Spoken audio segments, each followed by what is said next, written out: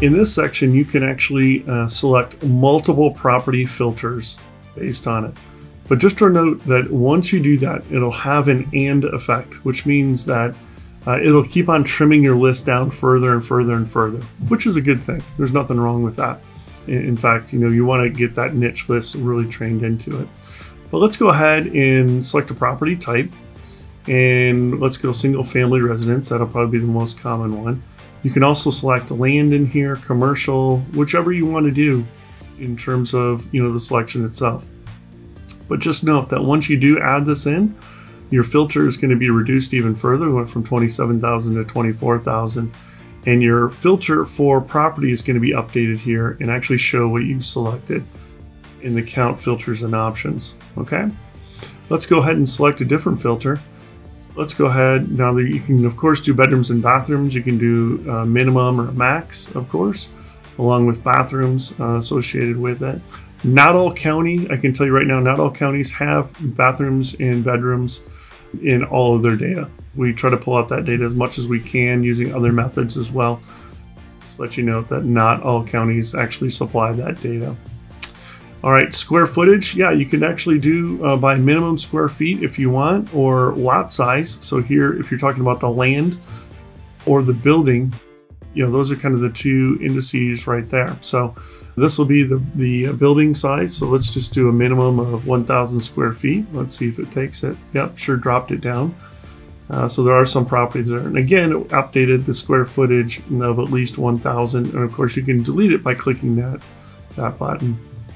Let's go ahead and add in, of course, unit number is if it has to do if there's multiple units on the property. Let's say it's an apartment complex and you only want 30 units. You could put 30 units here, and it'll only have go up to that 30 units.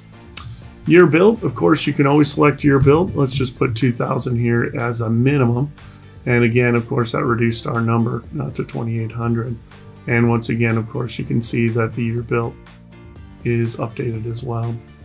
Property value is the value of the property by current estimates. Equity range, and that's dollars. So if you want a number of equity, let's say $30,000, you can type in 30,000 here, and that'll give you the minimum equity associated with it.